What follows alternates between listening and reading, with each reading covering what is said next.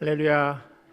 수요일 저녁 말씀의 자리에 오신 여러분들을 주님의 이름으로 환영합니다. 기도하고 우리 수요 성경 강해 시작하도록 하겠습니다. 하나님 감사합니다. 수요일 저녁 하나님께서 이 자리로 불러주시고 또 우리의 마음 가운데 무거운 짐들 또 고민과 문제들이 있다면 다 주님 앞에 내려놓고 또 하나님 주시는 말씀에만 귀 기울이는 이 자리 될 수 있도록 주님 은혜로 더하여 주시옵소서. 찬양을 통하여 우리의 마음이 주님 앞으로 온전히 올려드려지기를 간절히 원합니다.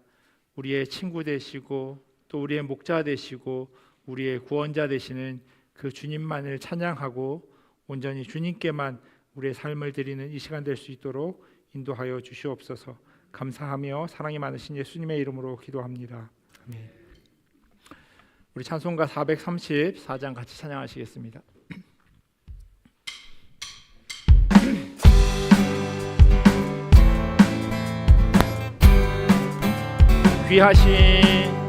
귀하신 친구 내게 계시니 나 주 안에는 기쁘다. 그 피가 내 죄 씻으셨으니 나 주 안에는 귀하신 친구 내게 계시니 나 주 안에는 기쁘다. 그 피가 내 죄 씻으셨으니 나 주 안에는 기쁘다. 나 주 안에는 기쁘다. 나 주 안에는 기쁘다. 주 나와는 동행하신 나 주 안에는 기쁘다. 주 내 짐 대신 지시었으니 나 주 안에는 기쁘다. 어려 나를 나 주 안에는 기쁘다. 나 주 안에는 기쁘다. 나 주 안에는 기쁘다. 주 나와는 동행하신 나 주 안에는 기쁘다. 주는 정 매일 내게 너하니 나 주 안에는 기쁘다. 내 악한 죄악에서 나 주 안에는 기쁘다. 나 주 안에는 기쁘다. 나 주 안에는 기쁘다. 주 나와는 동행하신 나 주 안에는 나 주 안에는 기쁘다. 나 주 안에는 기쁘다. 주 나와는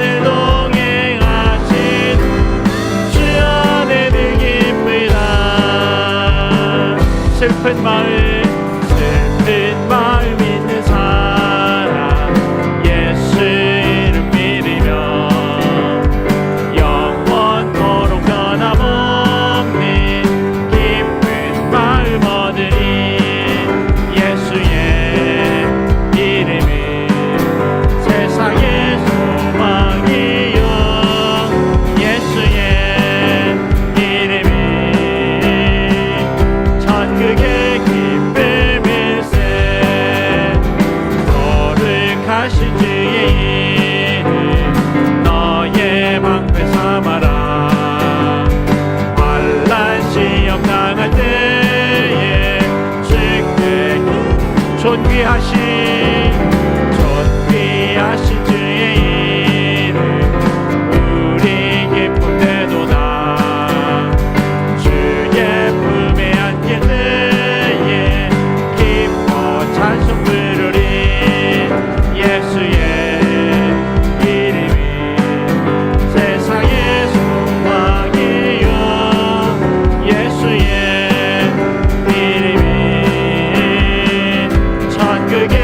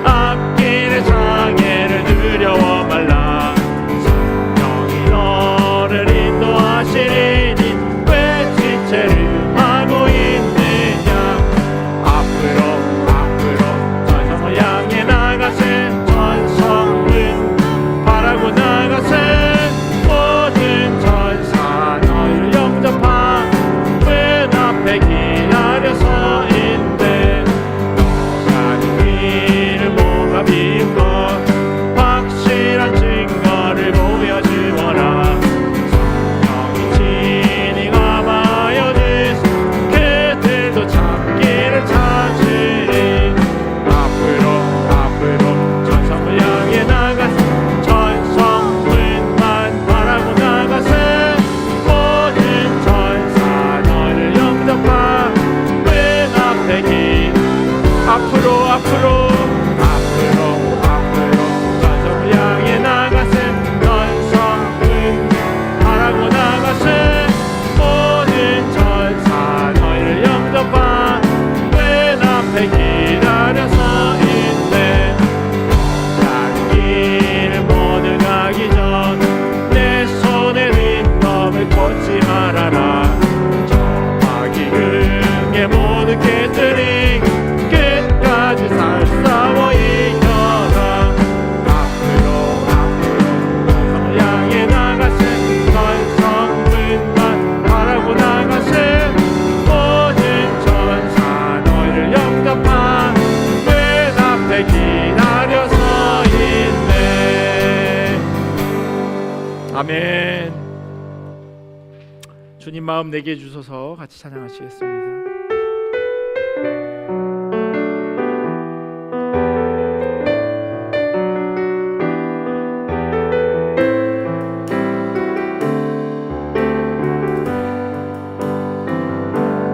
오소서 주님 나의 마음에 선한 것 하나 없습니다. 그러나 내 모든 것 주께 드립니다. 사랑으로 안으시고 날 새롭게 하소서. 주님 마음 내게 주소서. 내 아버지 주님 마음 내게 주소서. 나를 향하신 주님의 뜻이 이루어지도록 주님 마음 내게 주소서. 한 번 더 고백하겠습니다. 보소서 주님 나의 마음을 선한 것 하나 없습니다. 그러나 내 모든 것 주께 드립니다. 사랑으로 안으시고 날 새롭게 하소서. 주님 마음 내게 주소서. 내 아버지 주님 마음 내게 주소서. 나를 향하신 주님의 뜻이 이루어지도록 주님 마음 내게 주소서. 주님 마음 내게 주소서. 주님 마음 내게 주소서. 내 아버지 주님 마음 내게 주소서. 나를 향하신 주님의 뜻이 이루어지도록 주님 마음 내게 주소서. 내가 주인 삼은 모든 것 내려놓고 내 주 되신 주 앞에 나가. 내가 사랑했던 모든 것 내려놓고 주님만 사랑해. 주 사랑 내가 주인 삼은 모든 것 내려놓고 내 주 대신 주 앞에 나가. 내가 사랑했던 모든 것 내려놓고 주님만 사랑. 주 사랑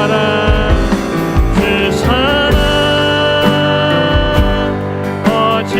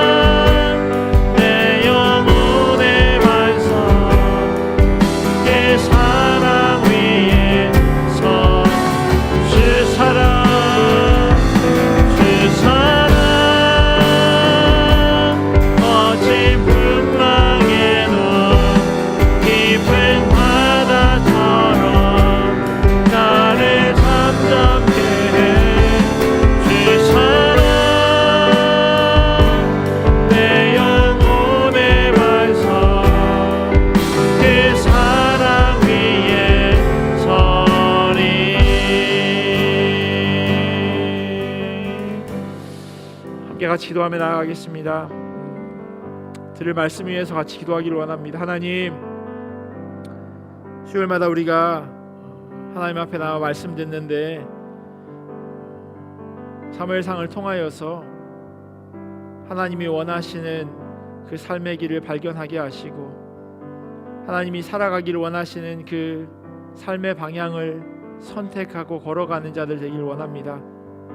하나님의 말씀이 우리 마음 가운데 깊이 새겨지게 하시고 또 그 말씀이 우리의 이정표가 될 수 있도록 하나님 그렇게 말씀이 들리도록 인도하여 달라고 이 시간 함께 같이 기도하며 나아가겠습니다. 기도하겠습니다. 하나님,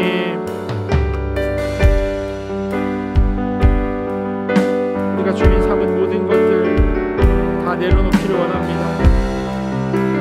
엉뚱한 것 붙잡지 않게 하시고 주님만을 바라보면서 이렇게 주님 뜻 가운데 걸어가는 자 될 수 있도록 하나님 인도하여 주시옵소서.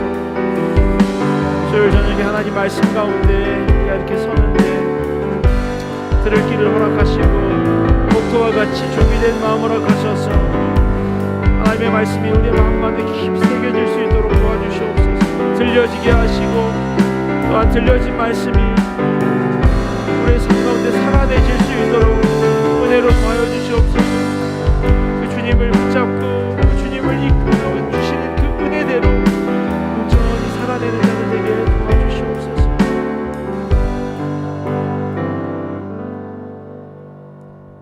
사랑과 은혜가 많으신 하나님 아버지, 오늘 우리가 예배자의 자리로 나와 주님의 귀한 말씀을 듣고 오늘의 우리를 돌아보며 회개하고 주님의 은혜를 다시금 일깨워 주시니 감사합니다.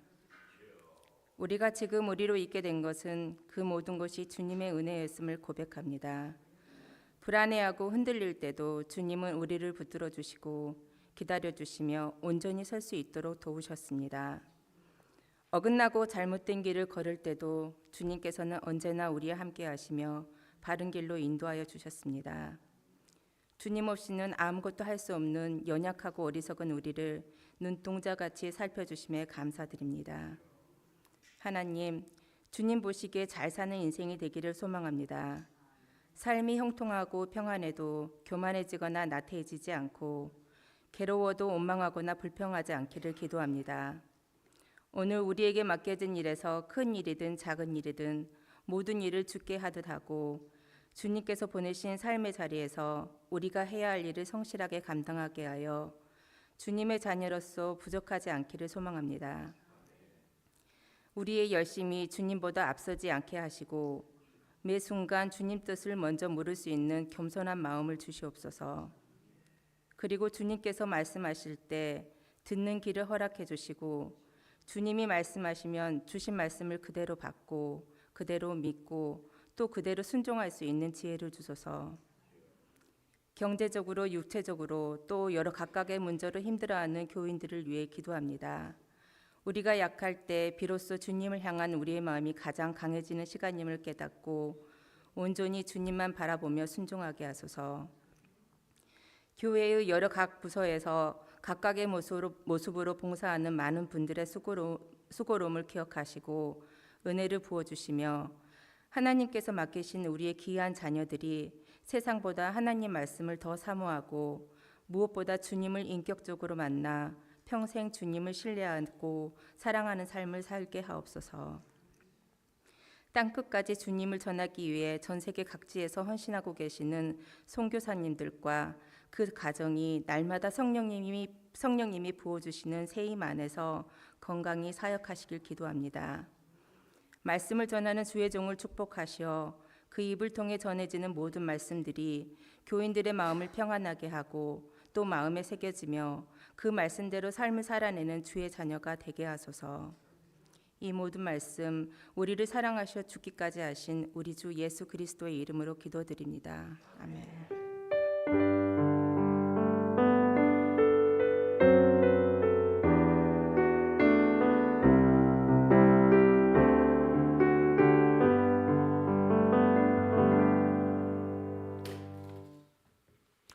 하나님 주신 말씀 같이 보도록 하겠습니다. 오늘 우리에게 주신 하나님의 말씀은 사무엘상 8장 1절에서 5절 그리고 9장 1절에서 4절까지 말씀입니다.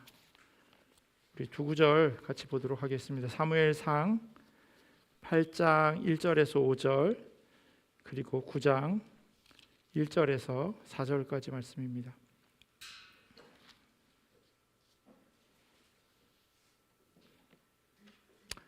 우리 찾으셨으면 한 절씩 교독하고 마지막 9장 4절은 같이 읽도록 하겠습니다. 제가 먼저 사무엘상 8장 1절 읽겠습니다. 사무엘이 늙음에 그의 아들들을 이스라엘 사사로 삼으니 장자의 이름은 요엘이요 차자의 이름은 아비아라. 그들이 브엘세바에서 사사가 되니라. 그의 아들들이 자기 아버지의 행위를 따르지 아니하고 이익을 따라 뇌물을 받고 판결을 굽게 하니라. 이스라엘 모든 장로가 모여 라마에 있는 사무엘에게 나아가서 그에게 이르되 보소서 당신은 늙고 당신의 아들들은 당신의 행위를 따르지 아니하니 모든 나라와 같이 우리에게 왕을 세워 우리를 다스리게 하소서 한지라. 사무엘상 9장 1절부터 4절까지 말씀입니다. 제가 먼저 1절 읽겠습니다. 베냐민 지파의 기스라 이름하는 유력한 사람이 있으니 그는 아비엘의 아들이요 스롤의 손자요 베고라스의 증손이요 아비야의 현손이며 베냐민 사람이더라. 기스에서 아들이 있으니 그의 이름은 사울이요 준수한 소년이라. 이스라엘 자손 중에 그보다 더 준수한 자가 없고 키는 모든 백성보다 어깨 위만큼 더 컸더라. 사울의 아버지 기스가 암나귀들을 잃고 그의 아들 사울에게 이르되 너는 일어나 한 사환을 데리고 가서 암나귀들을 찾으라 하매 그가 에브라임 산지와 살리사 땅으로 두루 다녀 보았으나 찾지 못하고 사알림 땅으로 두루 다녀 보았으나 그곳에는 없었고 베냐민 사람의 땅으로 두루 다녀 보았으나 찾지 못하니라. 아멘. 하나님의 말씀입니다. 제가 군 시절에요. 북한이 이렇게 보이는 GOP에서 근무를 할 때 라디오를 통해서 들었던 당시 아주 유행했던 그런 유명한 노래 한 곡이 흘러나오는 것을 들었습니다. G.O.D라고 하는 우리가 믿는 그 하나님 아니고요. G.O.D가 부른 어머니께라는 노래예요. 혹시 아시는지 모르겠어요. 이렇게 노래가 시작됩니다. 어려서부터 우리 집은 가난했었고 남들 다 하는 외식 몇 번 한 적이 없었고 일터에 나가신 어머니 집에 없으면 언제나 혼자서 끓여 먹었던 라면 이렇게 시작하는 그 중간에 아주 유명한 어머니는 짜장면이 싫어하셨어. 어머니는 간짜장을 더 좋아하시고 그런 노래 가사가 있죠. 초등학교 이후로 저도 가정 형편이 그렇게 넉넉하지 않았고요. 그래서 정말 이 노랫말에 있는 것처럼 가족들이 다 같이 외식을 하러 나간 기억이 별로 없습니다. 한 고등학교 정도 때 아버지가 큰맘 먹고 저희 형제들을 다 데리고 그 고기 뷔페, 그냥 고깃집에서 자녀들이 고기를 먹는 걸 감당하기는 어려우니 고기 뷔페를 데리고 갔다가 아버지가 나중에 더 이상 안 되겠다 이제 그만 가자 이렇게 창피해하시면서 나왔던 그런 기억이 있었어요.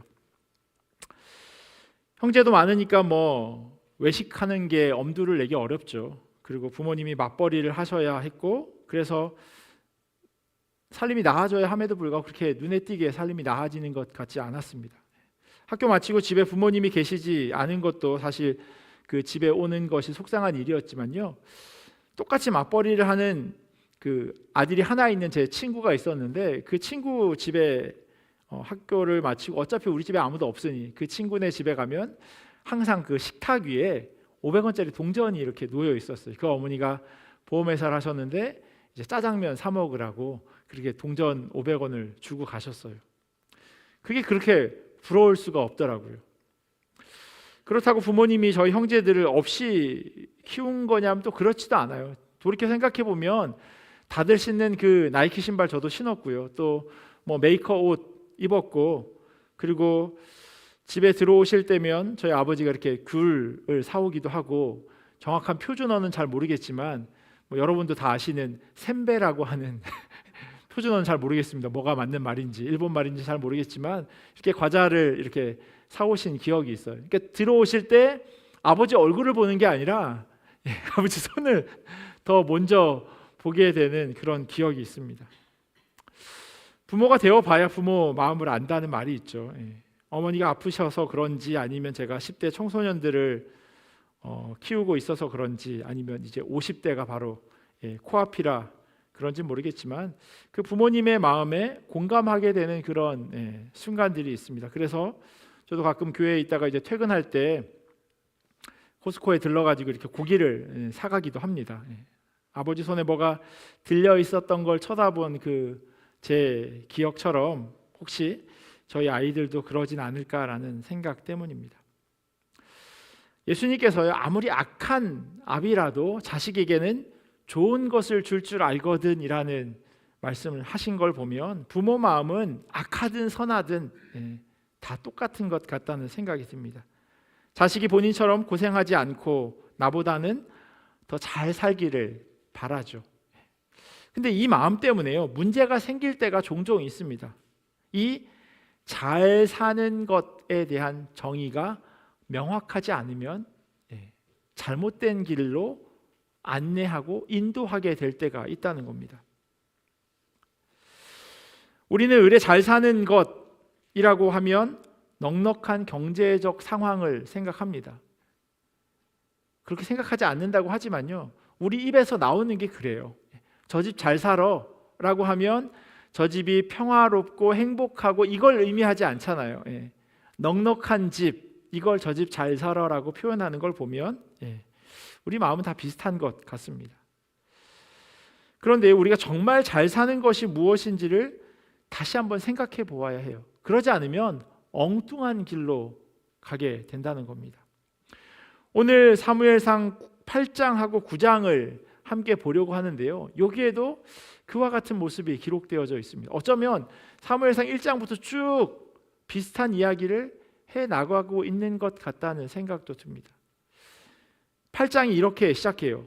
사무엘이 늙음에 그의 아들들을 이스라엘 사사로 삼으니.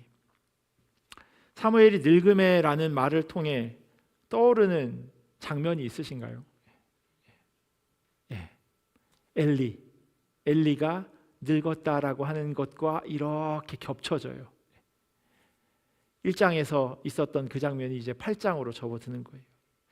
사무엘이 늙음에라고 하는 것, 특별히 늙었다라고 하는 표현에는 두 가지 의미를 담아낼 수 있습니다. 잠언 16장에 보면 이런 말씀이 있어요. 백발은 영화의 면류관이라 공의로운 길에서 얻으리라. 염색하지 마십시오. 백발은 영화의 면류관이라고 이야기합니다. 잠언 기자가 이런 말도 했어요. 여호와를 경외하면 장수하느니라. 그러나 악인의 수명은 짧아지느니라. 경외한다라는 것, 공경하고 두려워한다. 하나님에 대해서 공경하는 마음과 두려워하는 마음이 함께 있는 그 사람은 장수하게 된다고 이야기합니다. 그러니까 장수하고 있다는 것, 오래 살고 있다고 하는 건요, 그만큼 하나님을 공경하고 두려워하는 사람이었다는 거예요. 복이라는 그런 의미를 가지고 있습니다. 그리고 요엘서 2장에 보면요, 늙은이는 꿈을 꾼다라고 하는 말을 통해서 삶의 끝을 향해 달려가는 것이 아니라 하나님이 보여주시는 그 꿈을 향해서 걸어가고 있다라고 해도 과언이 아닙니다. 꿈을 품은 사람이에요. 하나님이 주신 꿈을 품은 사람, 그게 바로 노인이라고 성경은 말씀하고 있습니다. 나이가 들었다라고 하는 것은요, 이렇듯 하나님께서 허락하신 복을 누리는 사람이라고 정의할 수 있어요. 현재 진행형이에요. 매일매일 하나님이 주신 그 복을 누리면서 살아가는 겁니다. 하지만 사무엘상을 처음부터 읽은 사람은요, 이 잠언을 읽은 사람과 다른 생각을 하게 됩니다. 조금 다른 해석이 되어진다는 거예요. 왜냐하면 엘리 제사장이 어떠했는지를 잊을 수 없기 때문이에요. 사무엘상 1장에 한나가 울면서 기도할 때 엘리 제사장은 이 기도하는 여인에 대해 다른 생각을 가지고 있었습니다.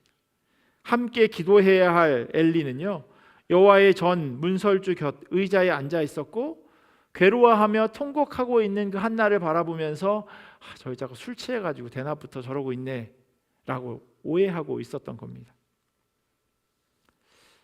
그 같은 모습은요, 영적으로 무뎌져 있다라는 것을 의미합니다. 그의 아들들의 행실이 나빠서 제사장이었음에도 불구하고 하나님을 알지 못했다라고 성경은 이야기하고 있어요. 왜 알지 못했겠어요? 아버지가 가르치지 않았으니 그런 일이 일어난 거죠. 도대체 제사장이 하나님을 알지 못하면 어쩌자는 겁니까?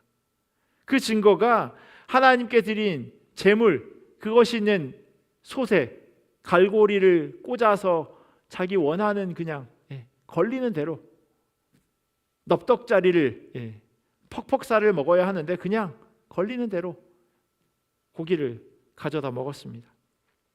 하나님을 진심으로 경외하는 자라면 이와 같은 행동을 할 수 없어요. 하지만 성경에 적혀 있었던 대로 정말 하나님을 알지 못하는 자들이었습니다. 그게 엘리의 두 아들이었어요. 엘리가 그 아들들의 잘못을 눈 감았던 건 아니에요. 훈계한 적도 있습니다. 하지만 그들이 삶을 돌이키지 않았어요. 엘리가 그 길의 끝이 어떠한지 알았다면 그냥 두었을까요? 아니요. 다시 한번 다그치고 또 다그치고 또 다그쳤을 겁니다. 그런데도 불구하고 엘리의 두 아들이 홈니와 비나스가 하나님을 알지 못했던 것처럼 어쩌면 영적으로 묻어진 그 엘리조차도 하나님을 알지 못했을 수도 있습니다. 결과적으로 영적으로 예리하지 못한 무뎌진 칼이 되어버린 그 엘리의 모습, 그 모습이 늙었다라고 하는 것에 담겨져 있었어요. 사무엘은 어떠했을까요? 저희가 지난주에 본 말씀이 떠오르실 겁니다. 미스바에서 이스라엘 백성들을 다 모아놓고 회개시켰어요. 그들로 하여금 마시는 것과 먹는 것을 멈추고 자기 생명을 유지하는 그 어떤 것보다 하나님 앞에 엎드려 회개하는 것, 하나님께 돌아오는 것이 중요하다고 이스라엘 백성들에게 선포했고 그 말에 이스라엘 백성들이 다 엎드렸습니다. 그 일로 인해서 위험에 처해요. 블레셋이 이놈들이 전쟁을 준비하는구나라고 해서 공격하려고 할 때 그 깨어 있었던 이스라엘 사람들이 사무엘에게 이야기하죠. 하나님께 기도해 달라고. 그래서 제사를 드리고 기도하니 하나님께서 그 전쟁에서 이기도록 하셨습니다. 평화가 있었다라고 지난주에 설교 제목으로 적혀 있었어요. 그리고 7장이 다음과 같이 끝납니다. 해마다 베델과 길갈과 미스바로 순회하여 그 모든 곳에서 이스라엘을 다스렸고 라마로 돌아왔으니 이는 거기에 자기 집이 있음이니라. 거기서도 이스라엘을 다스렸으며 또 거기에 여호와를 위하여 제단을 쌓았더라. 사무엘은요, 그가 어디에 있든지 하나님께 예배하는 사람이었습니다. 해마다 베델과 길갈과 미스바를 돌면서 이스라엘 사람들 사이에 있었던 분쟁을 중재하고 자기 집에 제단을 쌓은 그러한 사람이었어요. 그랬던 사무엘이 나이가 들어 한 행동, 그게 바로 사무엘상 8장의 시작이에요. 너무 안타까운 모습이에요. 7장에서 8장으로 바로 이어지는 것을 보면 그가 어떻게 달라졌는지를 극명하게 확인할 수 있어요. 지금 어떻게 이 성경이 쓰여졌는지를 확인할 수 있다고요. 어떤 의도를 가지고 편집되었는지. 사무엘은요, 제사장 엘리와 같은 길로 접어들었음을 사무엘이 늙음에라는 표현을 통해서 알 수 있습니다. 그의 영적 분별력이 잘못되었음을 알려주는 그 대목이 바로 다음에 등장해요. 두 아들을 사사로 삼습니다. 왕이 아니에요, 사사는. 그리고 저희가 잠깐 지나가면서, 왜냐하면 성경을 해석하는 데 있어서 의견이 갈리기에 사무엘이 제사장 가문인가 제사장 가문이 아닌가라고 하는 것에 의견이 갈려요. 왜냐하면 나중에 보면 제사장의 가문에 사무엘의 이름이 들어가 있기는 해요. 하지만 사무엘상 1장에 보면 그가 제사장 가문의 사람이 아니었다는 걸 저희가 함께 살펴봤어요. 의견이 분분해요. 그러니까 제사장은 뒤로 하고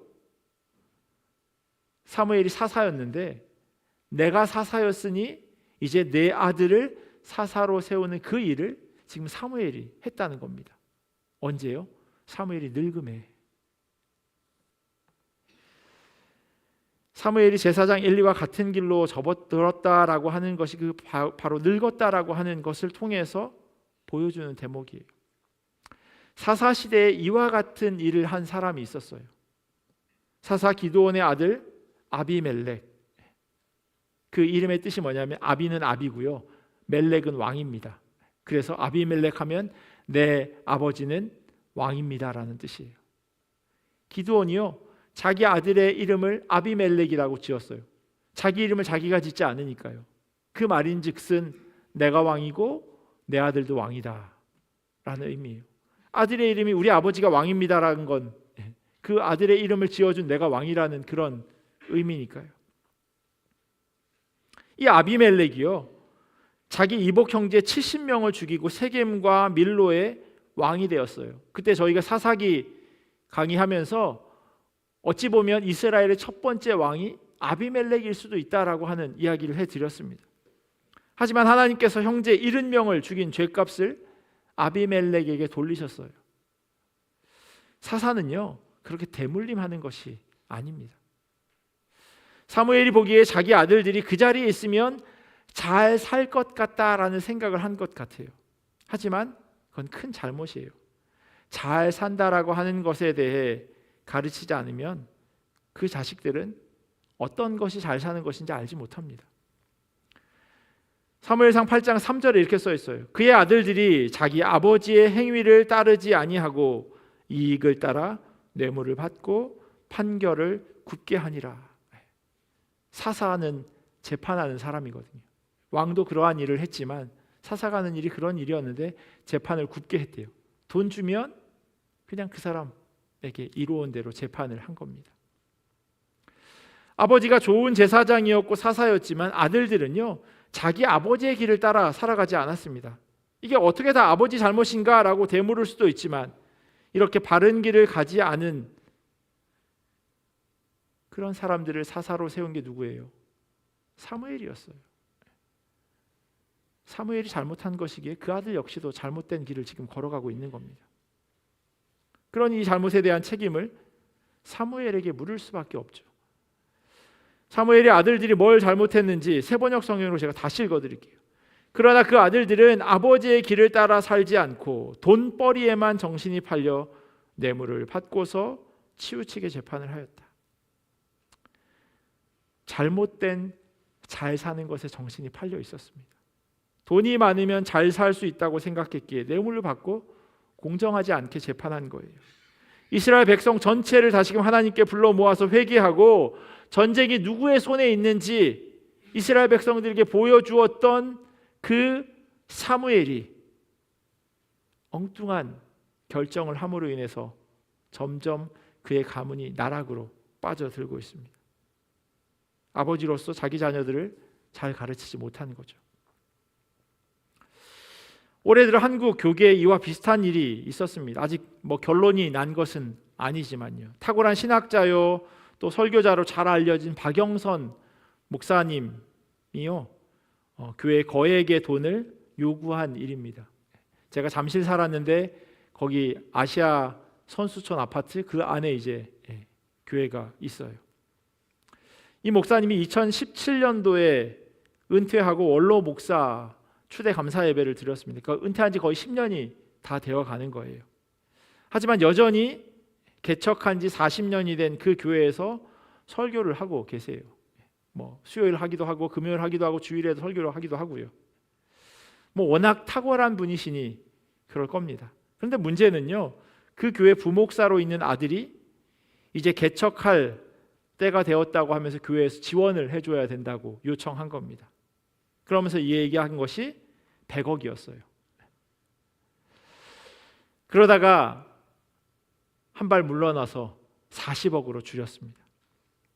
그분 말이요, 40억이 크지 않다는 겁니다. 본인이 살고 있는 그 34평 아파트가 40억인데 40억이 뭐 크냐고 그렇게 이야기를 했다는 겁니다. 그 목사님이 사시는 집이 34평, 여기로 치면 1200 스퀘어핏, 보통 뭐 콘도 2베드 아니면 좀 큰 3베드 콘도 정도 되는 것 같아요. 그게 4 밀리언이래요. 근데 그게 별로 크지 않대요. 내 집이 뭐 그만큼인데 뭐 이렇게 이야기를 하셨다는 거예요. 이게 신문 방송에 나오면서 시끄러워졌어요. 상황이 이렇게 되면요, 평생 목회 잘하신 아버지를 위해서 그 아들이 저 괜찮습니다, 제가 알아서 해보겠습니다 라고 이야기할 만도 한데 전혀 그런 움직임이 없어요. 여전히 그 교회에서 계속 오늘 낮에도 제가 홈페이지 들어가 봤더니 사역을 하고 있더라고요. 사실 그 박영선 목사님 아들이요, 저랑 고등학교 때 같은 반이었어요. 그래서 제가 알아요. 궁금해서 설교를 들어봤어요. 한 10초 듣다가 제가 껐어요. 10초를 들었으니 사실 뭐 설교의 내용이 어떠한지 판단하기는 어렵죠. 그런데 제가 왜 그 설교를 듣다가 그만 듣게 됐냐면, 이 말하는 투가 제가 들었던 그 친구가 아닌 거예요.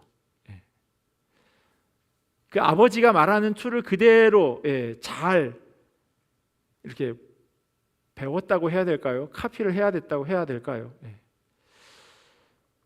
30년이 지났기에 똑같을 수는 없지만 그래도 뭔가 이상하더라고요. 말하는 그 투가. 사무엘이 얼마나 대단한 사람입니까? 모르겠습니다. 이 박영선 목사님보다 제가 보기엔 사무엘이 더 대단한 사람이었을 겁니다. 그의 어머니가 기도해서 서원해서 낳은 아들이에요. 이스라엘의 첫 번째 왕인 사울을 기름 부어 세웠고, 이스라엘 역사 가운데 가장 위대하다고 하는 다윗도 그의 손에 의해 기름이 부어졌습니다. 그런데 영적으로 깨어있지 않으면요, 아들들을 엉뚱한 길로 그렇게 가도록 그 길을 열어주고 브레이크 없이 달려 내려가는 그 아들들을 도저히 막아설 수 없게 되어버렸습니다. 결국 이 일이요, 이스라엘의 왕이 세워지는 도화선이 됩니다. 5절에 이렇게 써 있어요. 사무엘상 8장 5절에 그에게 이르되 보소서 당신은 늙고 당신의 아들들은 당신의 행위를 따르지 아니하니 모든 나라와 같이 우리에게 왕을 세워 우리를 다스리게 하소서 한지라. 사무엘의 두 아들이 한 잘못을 지적하기 위해서요, 이스라엘의 장로들이 모였습니다. 사무엘의 선택, 다른 방법이 없는 상황이에요. 6절에 보면요, 사무엘이 내키지 않았다라고 그렇게 성경은 적고 있어요. 하지만 다른 방법이 없었어요. 그래서 하나님 앞에 기도합니다. 하나님 어떡합니까? 그랬더니 하나님께서 장로들의 요구를 하나님이 이렇게 이해하셨다고 말씀하세요. 7절과 8절이에요. 백성이 내게 한 말을 다 들으라. 이는 그들이 너를 버림이 아니요 나를 버려 자기들의 왕이 되지 못하게 함이니라. 내가 그들을 애굽에서 인도하여 낸 날부터 오늘까지 그들이 모든 행사로 나를 버리고 다른 신들을 섬김같이 내게도 그리하는도다. 왕을 세워달라고 하는 이 의미는요, 하나님이 왕이다라고 하는 것을 부정하는 그러한 행동입니다. 분명히 블레셋과의 전쟁에서 바로 직전에요, 겁에 질려 있었던 이스라엘 백성들을 하나님께서 구원하셨어요. 그 어떤 왕보다 이스라엘 백성들이 왕을 세워달라고 한 이유는 주변의 나라들이 다 왕이 있었고 그 나라들이 힘이 셌거든요. 그래서 우리에게도 왕이 필요하다고 이야기했는데 직전에 그 경험을 해요.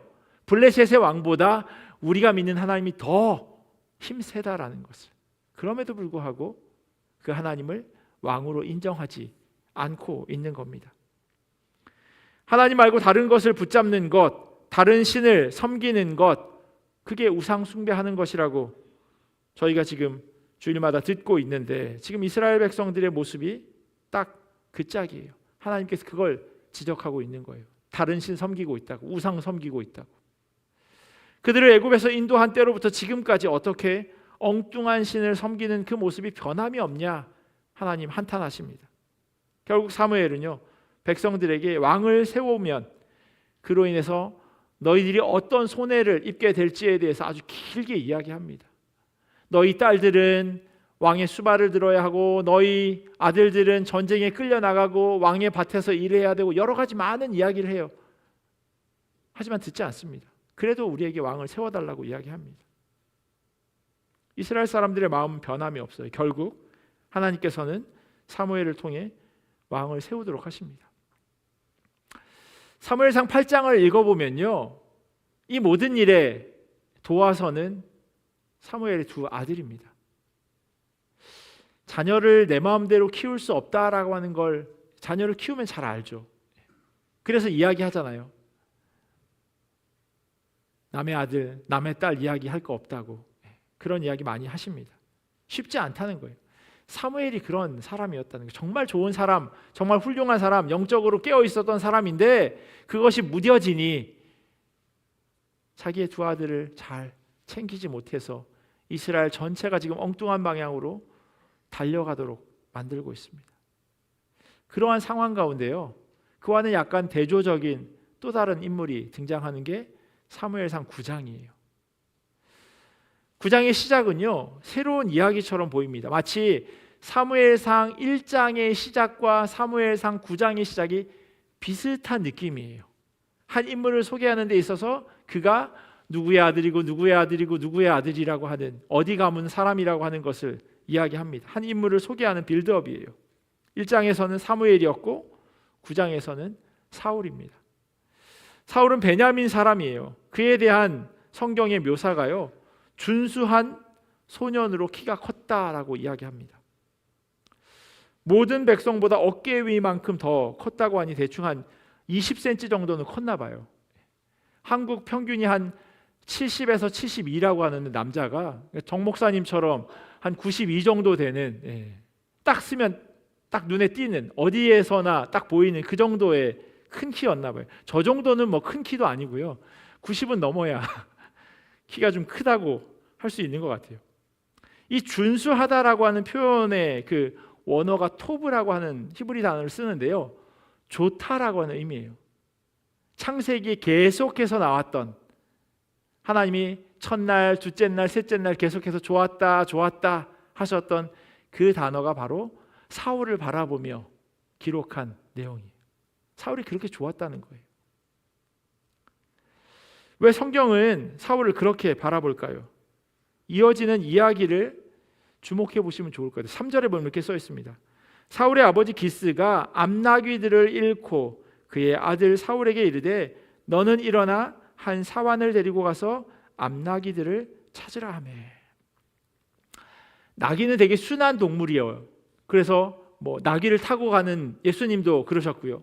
근데 나귀의 또 다른 측면이 있는데 그게 뭐냐면요, 그냥 지금 가고 싶은 대로 간다고 합니다. 그래서 고대 문헌에도 보면요, 그 지역에 있었던 사람들, 고대 근동에 있었던 사람들 가운데 나귀를 찾으러 갔다라고 하는 이야기가 종종 등장한대요. 그러니까 나귀를 잃어버리는 일이 간혹 있었던 거예요. 한국 시골에 개 잊어버리는 일처럼 그렇게 흔했던 것 같습니다. 사울의 아버지 기스가요, 종을 데리고 가서 잃어버린 암나귀를 찾아오라고 사울에게 시킵니다. 어디 갔는지 어떻게 알까요? 그 나귀가 어디로 갔는지.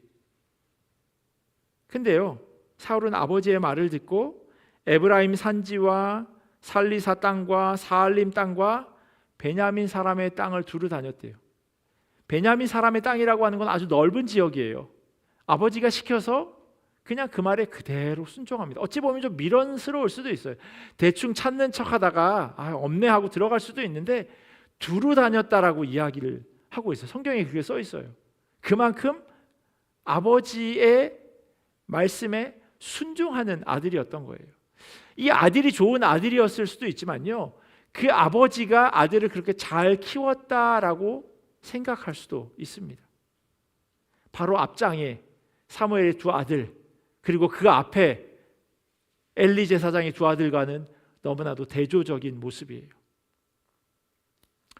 그러다가요, 이 아들, 그러니까 사울과 종이, 사환이 숲이라고 하는 지역에 도착했을 때 사울이 이런 이야기를 합니다. 저희가 읽지 않았는데 9장 5절에 이렇게 써 있어요. 돌아가자 내 아버지께서 암나귀 생각은 고사하고 우리를 위하여 걱정하실까 두려워하노라. 사울의 말이 어떻게 들리시나요? 두 가지로 해석해 볼 수 있어요. 하나는 아버지가 말씀하신 것을 다 이루지 못했음에도 그냥 집으로 돌아가자. 아휴, 못하겠다 이거 라고 하는 뜻으로 해석할 수도 있고요. 또 하나는요, 아버지가 시키신 일에 최선을 다했지만 문득 자기를 걱정할 아버지가 떠올라 집으로 돌아가야겠다라는 두 가지 생각을 해볼 수 있다는 거예요. 저는요, 문맥상으로 보자면요, 후자가 만든 것 같아요. 만약에 그가 꾀를 피웠다면 여기도 가보고 저기도 가보고 저기도 가보고 베냐민 땅 전체를 돌아봤다라고 기록하지 않았을 거예요. 근데 그가 최선을 다했던 거예요. 그리고 나서 가만히 생각해 보니 나귀도 정말 중요한데 아버지가 내 걱정할 것 같은데 라고 하면 집으로 돌아가야 되겠다라는 이야기를 자기 종에게 합니다. 사울의 이 생각이요, 잘못되지 않았습니다. 부모라면 나귀와 아들 둘 중에 뭘 고르겠습니까? 당연히 아들 고르죠. 나귀가 뭐 중요합니까? 물론 뭐 나귀가 값싸지 않으니 중요하지 않다라고 이야기할 수는 없지만 아들과 비교해 봤을 때 당연히 아들이 더 중요하죠. 내 자식이 더 중요합니다. 근데요, 사울은 그 아버지의 마음도 헤아리고 있었어요. 아버지의 말에 순종했고 아버지의 마음을 헤아리는 소년이었음에도 불구하고 철이 든 사람이었어요. 이어지는 사건 하나가 더 있어요. 사환이 사울에게 이 숲이라고 하는 이 성읍에 존경받는 사람이 있는데 그 사람에게 갈 길을 물어보자고 이야기합니다. 근데 사울이요, 이런 말을 해요. 9장 7절이에요. 우리가 가면 그 사람에게 무엇을 드리겠느냐? 우리 주머니에 먹을 것이 다하였으니 하나님의 사람에게 드릴 예물이 없도다. 무엇이 있느냐? 제사장을 만나러 감에 있어서 빈손으로 가서 안 된다는 생각을 하고 있어요. 예물을 챙겨가야 한다고. 그래서 사환이 뭐라고 이야기하냐면 은 한 세겔의 4분의 1이 있다고, 그걸 드리자고 이야기해요. 오늘 본문 안에서 보자면요, 사울은요 분명히 잘 사는 사람이었습니다. 보기 좋은 사람이었을 뿐만 아니라 아들로 아버지의 마음을 헤아릴 수 있었고 또 아버지의 말에 순종하는 사람이었어요. 예배드림 또 제사장을 어떻게 대해야 하는지에 대해서도 잊지 않는 사람이었습니다. 말씀을 정리해 보면 이렇습니다. 이 사무엘상 9장은요 사울을 소개하고 있어요. 새로운 이야기가 시작되어진다고 하는 그런 내용이에요. 그리고 앞선 사무엘상 8장에는요 사무엘의 아들들이 어떠했는지를 기록해 놓고 있습니다. 그리고 한 장 더 거슬러 올라가면 사무엘상 7장에는요 이스라엘 백성들이 미스바에 모여서 하나님께 회개하고 하나님께서 그들을 블레셋으로부터 구원해 주신 사건이 기록되어 있습니다. 어떤 삶이 잘 사는 것일까요? 성경은요 그것을 분명하게 이야기해 주고 있습니다. 하나님 앞에 서 있는 삶, 그게 잘 사는 거라고 이야기합니다. 사무엘상 7장에서 그걸 이야기하고 있어요. 하나님 앞에 엎드리고 하나님을 붙잡는 그것이 잘 사는 삶이라고. 그리고 사무엘상 8장에 가면 영적으로 무뎌졌고 또 자기 마음대로 자기 이익을 쫓아 살아가는 혹 세상 사람들이 잘 사는 사람이구나라고 이야기할 수 있는 그 삶이 잘 사는 삶이 아니라고 이야기합니다. 그리고 물론 사울의 끝을 우리가 알고 있지만 사무엘상 9장에서만 보자면 사울은 잘 사는 삶을 살아가고 있었습니다. 여러분들은 어떻게 살아가기를 원하세요? 사람들이 생각하는 잘 사는 삶을 살아갈 것을 선택하시겠습니까? 아니면 하나님 앞에서 하나님의 마음을 헤아리며 그렇게 살아가시겠습니까? 언제나 선택은 우리의 몫입니다. 마치 옛날에 MBC에서 했던 프로그램처럼 결심했어. 두 가지 길 중에 하나를 선택하는 거죠. 하나님께서는 우리로 하여금 그걸 선택하도록 하세요. 그리고 그 선택에 대한 결과는 그대로 우리가 고스란히 안게 되겠죠. 하나님 보시기에 하나님 기뻐하시는 그런 삶을 살아가는 우리 모두가 되기를 예수 그리스도의 이름으로 간절히 축원합니다. 기도하겠습니다. 참 좋으신 하나님, 주님의 마음에 흡족한 삶을 살아가는 우리 모두 되기를 간절히 소원합니다. 세상 사람들이 이야기하는 잘 사는 그 길로 걸어가는 것이 아니라 하나님 보시기에 하나님 뜻 가운데 무엇보다도 내가 하나님 앞에 서 있다고 하는 그 마음을 잊어버리지 않도록 주님 인도하여 주시옵소서. 언제나 주님 바라보면서 주님의 기쁨 되는 그러한 삶을 선택하고 그 길로 순종하며 걸어가는 자 되게 도와주시옵소서.